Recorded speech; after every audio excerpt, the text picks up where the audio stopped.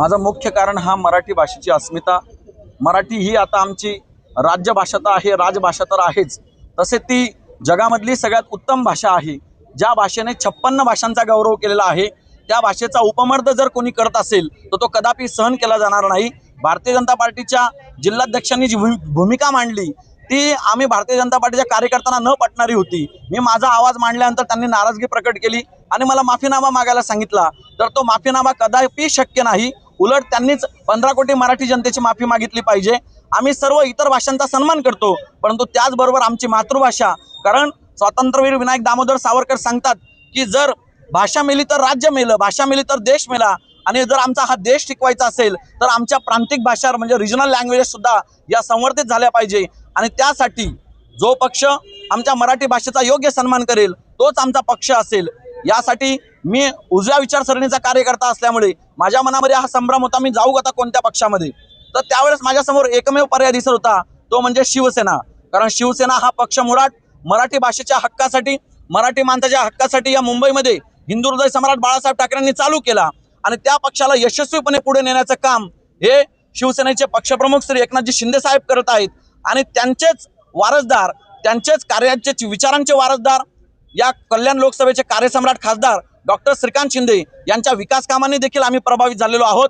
आणि माझ्या सर्व शेकडो कार्यकर्त्यांना विश्वासात घेऊन आज मी शिवसेनेमध्ये प्रवेश केलेला आहे। एकंदरीत पाहिलं तर हा सगळे जे भाजपने विधान केलं होतं हे राज ठाकरेवरती केलेलं, राज ठाकरेच्या बाजूने तुम्ही त्यांनी जे वक्तव्य केलं त्या पद्धतीने तुम्ही त्याचा निषेध करत पहिले आपली टीका केली आणि आता शिवसेनेत प्रवेश का? म्हणजे मनसे तुमच्याकडे ऑप्शन होतं, आमच्याकडे मनसे हा जरी ऑप्शन होता तरी आता वास्तविक पाहिलं तर आम्ही भारतीय जनता पार्टीचे कार्यकर्ते असताना निवडणुकीमध्ये आम्ही जीव तोडून शिवसेना आणि बीजेपी हे युतीमध्ये असल्यामुळे आम्ही दोन्ही पक्षांचं काम केलेलं आहे।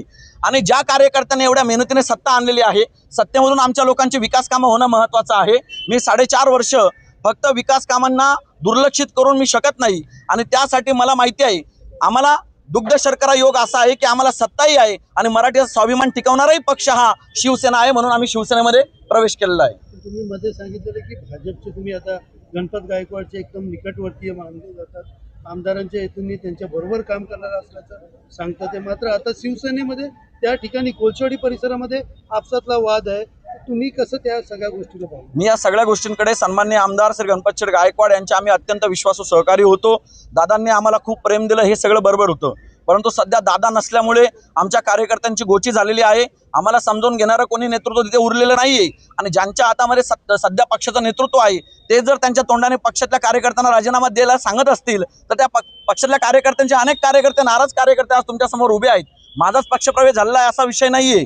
विषय असा आहे, मराठीला जिथे दुखवलं गेलं आम्ही सगळं पचवलं, आम्हाला नेतृत्व नाही मिळालं, संधी नाही मिळाली, आम्हाला काही वाटलं नाही। पण ज्यावेळेस आम्ही ज्या भाषेत, जी भाषा आमचा श्वास आहे, जी भाषा आमची संस्कृती आहे, जी भाषा आमची जन्म आहे, त्या भाषेचा जर उपमर्द होत असेल तर त्यासाठी आम्ही कोणत्याही पक्षाचा त्याग करायला मागे पुढे बघणार नाही। म्हणजे सुलभा गायकवाड असेल की आता सध्या आमदार आहे त्यांच्याकडनं देखील दुर्लक्ष होतं असं वाटतं? अगदी बरोबर, या विषयाबाबतीत त्यांच्याकडनं दुर्लक्ष झालं, आम्हाला त्याही या विषयावरती न्याय देऊ शकल्या नाहीत आणि त्यामुळेच आम्ही हा निर्णय घेतलेला आहे।